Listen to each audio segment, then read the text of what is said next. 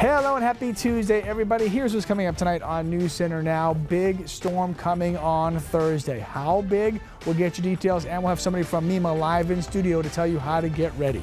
Plus, first day back to work and school for so many of you after a long holiday week off.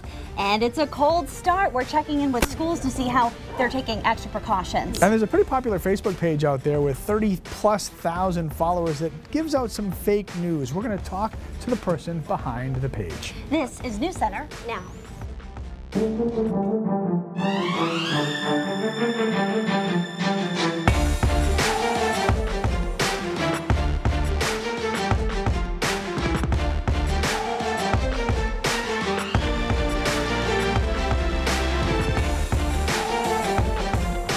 Winter vacation is over and some students came back to a very harsh reality. Hello everybody, Happy New Year. I'm Lee Goldberg. And I'm Lindsay Mills. Some districts canceled school, others delayed, and others held classes as planned, leaving some kids standing out at bus stops in sub-zero temperatures. It was ridiculous. Chris Costa, well, he's outside too where it's cold.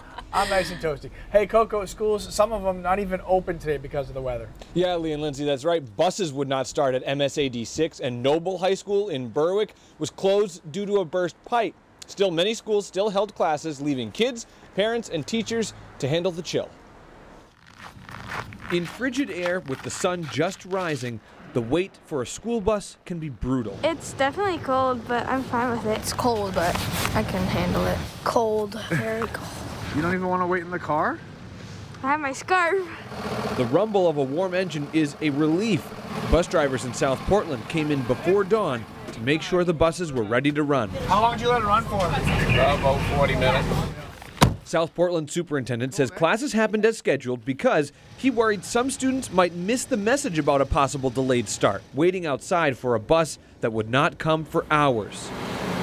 In Portland, some kids waited for their ride with the air temperature at 9 below zero. It's really cold outside.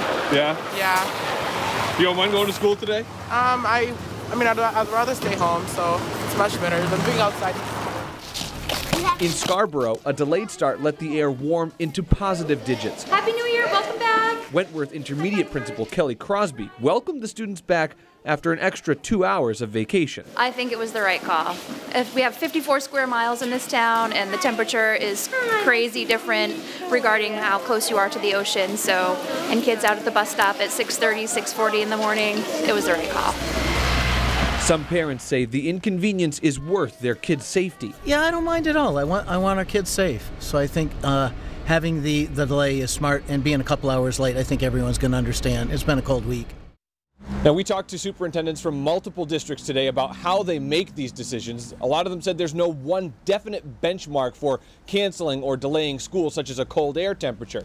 They say the two most important factors for deciding to still have class is that the buses work and that the schools have heat. Lots of you talking about this on Facebook today. Jessica says she saw someone at the bus stop with no gloves and no hat. We would have to advise against that. Lots of parents say they drive their kids to the bus stop and then wait in the car. Some said they drove their kids to school this morning because the cold was unbearable. Then there are the stereotypical posts. Thomas says they were fine back in the day when they didn't cancel after just one snowflake. Lee and Lindsay, it's 11 degrees out here right now, and it's not so bad. Yeah, I was going to say 11. Tomorrow's going to be right in the 20s. Maybe we'll have to go to the beach tomorrow. All Heat right. wave. Thank you, sir. All right, so how many of you have been sitting there for the last few minutes going, all right, who's that person sitting next to Lee and Amanda's chair? Okay, right. First of all, clearly you need to follow us on social media because you're missing out on a lot. That's right. Thank you for the warm welcome. I'm Lindsay Mills, the new co-host of News Center Now, but I'm not new to Maine. Some of you have seen me before on a different station a little further north. A lot of you watching tonight, so thank you to our Maine family. Clay Gordon and I, my husband, we went out to Illinois for a few years, and now we're back. We met in Bangor, where we started our on-air careers. This is us from Peoria. Jim Craig, we are huge hockey fans, so it was really cool when we got to meet him. I figured that would be good for you, being a former sports guy. Well, and being old enough to remember why he's relevant. Exactly. I didn't have to Google it. I actually remember it. Right. Oh, gosh. Yeah, that's pretty awesome. Well, it's good to have you here. We're very excited about it, and great to have Clay, and you guys are awesome. And thank you. Maine's going to love you guys again, so that's pretty cool. So Lindsay's happy to be here. Yes. Somebody who might not be happy to be here is our ice princess, Oh, Jessica. Jess. She loves the snow. She hates the cold. Hey, Jess. Hey, how Jess. is it out there? Oh, ye who prays for cold. I don't pray for cold. I pray for snow. If it could snow somehow without cold, that would be fantastic. But of course, it doesn't work like that, right? I'm trying to smile, but not too much because my teeth are hurting. It's pretty cold. Although I felt like today really wasn't quite as bad as it's been the past few days. We've now had 7 days in a row of temperatures, high temperatures in Portland of 15 degrees or lower. It's been ridiculous. We've hit 0 degrees for 7 days in a row now, which is the, I believe, 8th longest stretch of days that we've made it down to 0 degrees in Portland. So it's been ridiculously cold. It's cold out here.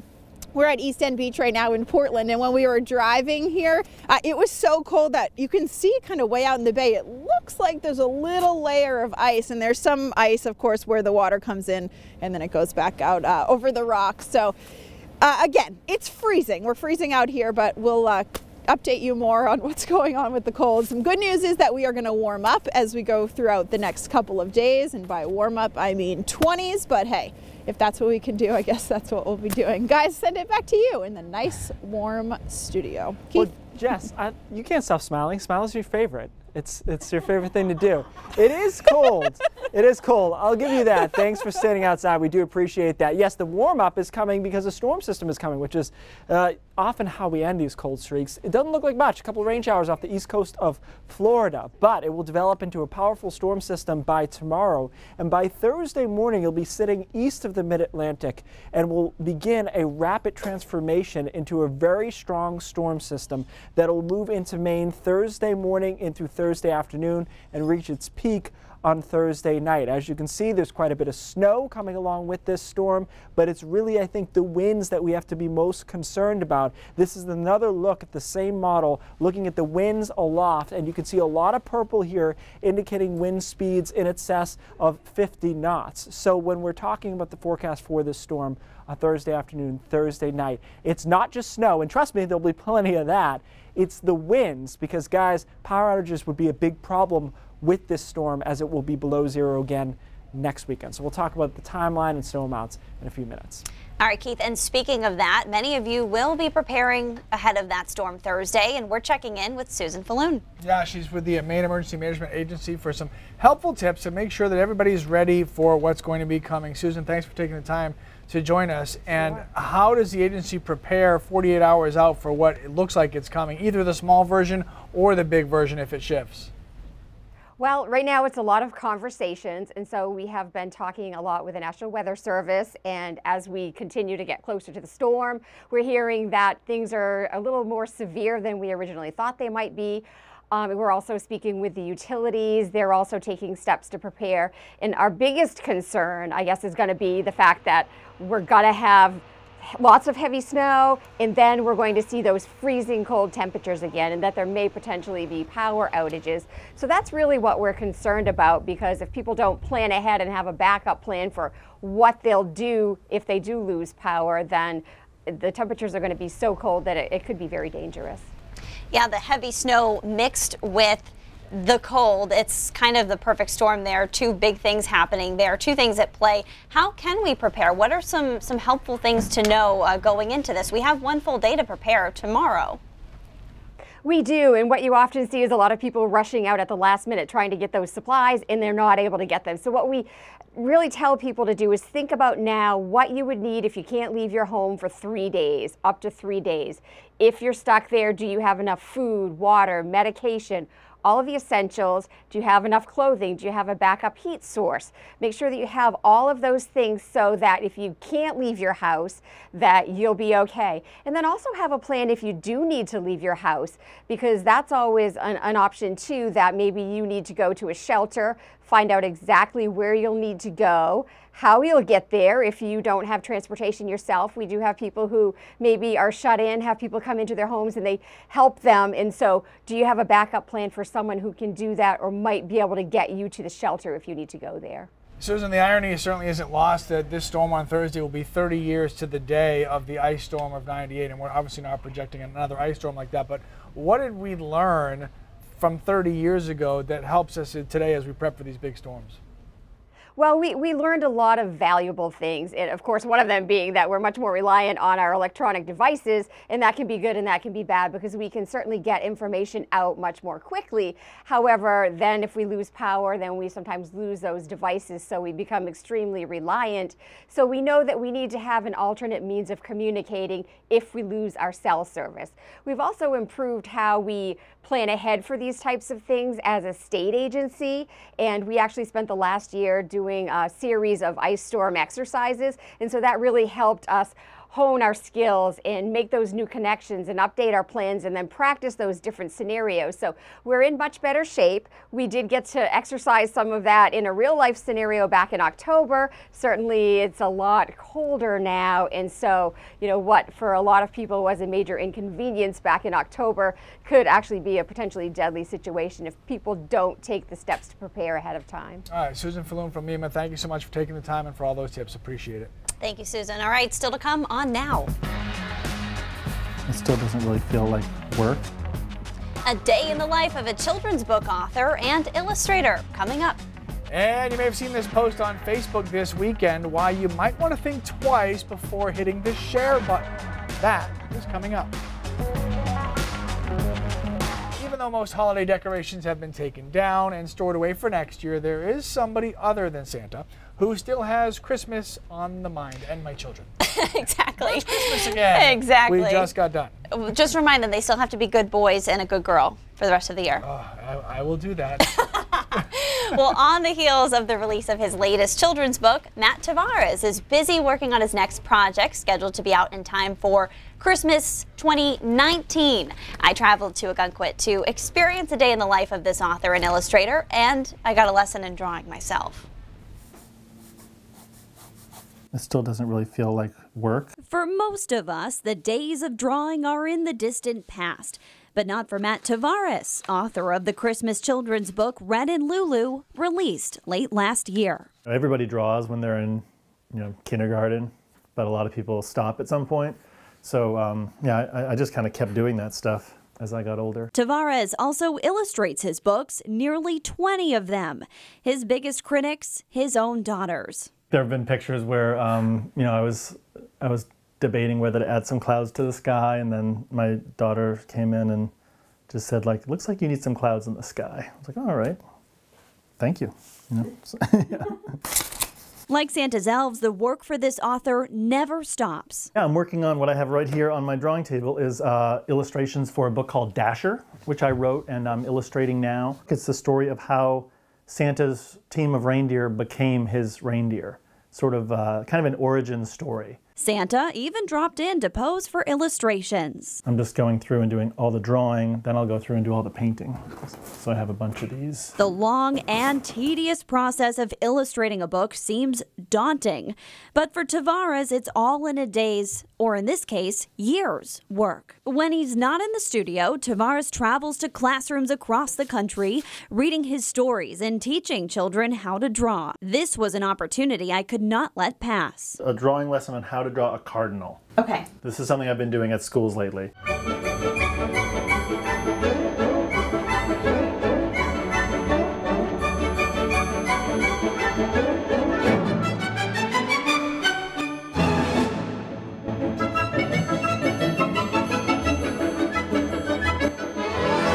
What do you think? My cardinal's on the left, his is on the right. I know. I think I'll stick to the camera and microphone to share a story. So, not terrible, but if you want to try a drawing lesson from Matt, you can try your hand at that cardinal like I did by following the step-by-step directions on our website or mobile app. Just click on the Now section and post a picture of your attempt on our Facebook page. I'd love to see how yours come out as well. I get made fun of for my drawing abilities or lack thereof all the time. Do you? The kids love it because they don't care. Right. But my wife, not so much. Okay, law enforcement officials say you shouldn't believe everything you see on Facebook, especially if it comes from a very particular page. To provide the public with information that comes across the scanner as well as occasional police reports. We will talk to the administrator of Maine Police and Fire Alerts coming up. And the track of Thursday's storm could make a big difference for us. Keith's watching the blizzard's path coming up in the full forecast. A Maine Facebook page claims that Thursday's storm will be bringing 100-mile-per-hour winds, 3 feet of snow, and that people will freeze to death. As you will see in Keith's forecast, not true. And it's just one of the false stories shared on a popular Maine Facebook page with a misleading title. Christina Rex spoke with the creator of that page. Hey, Christina. Hey, Lindsay and Lee. We've told you about this page before. It's called Maine Police and Fire Alerts. Understandably, that title has many on Facebook thinking the page is a legitimate source of information from Maine law enforcement. More than 34,000 people have liked this Facebook page, and some posts have as many as 700 shares. It's a lesson in being cautious of where you get your information. Inside a Sabattis home, So I'm the administrator. lives 23-year-old Gregory Powers. I created that page on my own. He has a passion for listening to his police scanner. 1033 is in pursuit, high-speed chase. 1032 is a weapon, knife or a gun. That he purchased for only $20. That passion has led to another hobby. Maine Police and Fire Alerts. A Facebook page. Live, raw and uncut. With some 34,000 followers. P2, can you return to 23 Birch Ave? The situation is starting to escalate again. Gregory says this is his mission. To provide the public with information that comes across the scanner as well as occasional police reports. But that he doesn't consider himself an official source for news. It's a hobby. I do it for fun and entertainment. It's not a professional page. I'm not affiliated or endorsed by any law enforcement. That fun and entertainment hasn't always been clear to his followers. Many are confused and even alarmed by his statements, most of which are not true. Just this week, the page claimed that 5 homeless people had died in the cold in Portland, that a man in Naples fired an AK-47 at his neighbor's house, and that 70 people were arrested when shots were fired at a Portland house party. None of this is true. Gregory posts what he interprets from his scanner and other websites. He says he tries to monitor his page to only report facts. So if something you posted is untrue, you provide an update? Yes, or I delete it. But he also believes that the police are lying some of the time and considers himself a truth hero in a sense. I think it highlights a big problem in some of these towns and cities, and they'd rather not talk about it. Gregory says his page's purpose is clear and is written in the About section. Still, people mistake it for real news on a regular basis. Gregory says he has no plans of shutting down the page. If you don't like my style, political views, you can always unfollow and create your own page. Gregory told me that he's never been contacted by a police department asking him to take his page down. We spoke with multiple departments, both in the summer and also today, all of whom say the Facebook page is a known problem. Some also say they've contacted the page and asked that it be removed. All right, Christina, thank you very much. Thank you so much. Well, this bitter cold may not feel great, but some of you are getting stunning photos. Let's take a look at our first one from Aaron. He sent us this photo of the sunrise. How beautiful is that? That could be in a calendar, don't you think? And this cute little pup from Wanda. Her pup in her new fleece booties. They arrived just in time. And we also have another picture from Lavana. They were out cutting ice today in -4-degree temps. Wow. So with all those numbers, I mean, it's going to be balmy. Balmy, buddy. Coming up. Tomorrow's a beach day. I'll pick you up. It's going to be better. Yeah, we will not get 100-mile-per-hour winds and 3 feet of snow, though. So that's good. So we can only go in the right direction from here, right? Yeah, we're going to get in the 20s tomorrow, which sadly will feel pretty nice. My windshield wiper fluid has been frozen for days at this point. I had -20 in there. I'm going to call their bluff on that. I don't think it was rated to -20. Anyways, it is 10 right now in Portland, 6 in Augusta. It will be relatively warmer tonight, but there'll still be some below zero readings. We just won't get to that 15, 20 degree below that we've been seeing for the past couple of days. Hour by hour forecast showing you nice conditions through tomorrow. And again, temperatures get into the 20s. No problems tomorrow. Then our storm moves in on Thursday. As I mentioned before, this storm is an absolute beast structurally. We've seen this for days. Nothing has changed about this. It will really blow up off the coast of the mid-Atlantic late Wednesday night through Thursday, undergoing rapid intensification known as bombogenesis, which I just showed you on the board there. And it will sit due east of Cape Cod by around 1 or 2 in the afternoon on Thursday, move into the Gulf of Maine by Thursday night.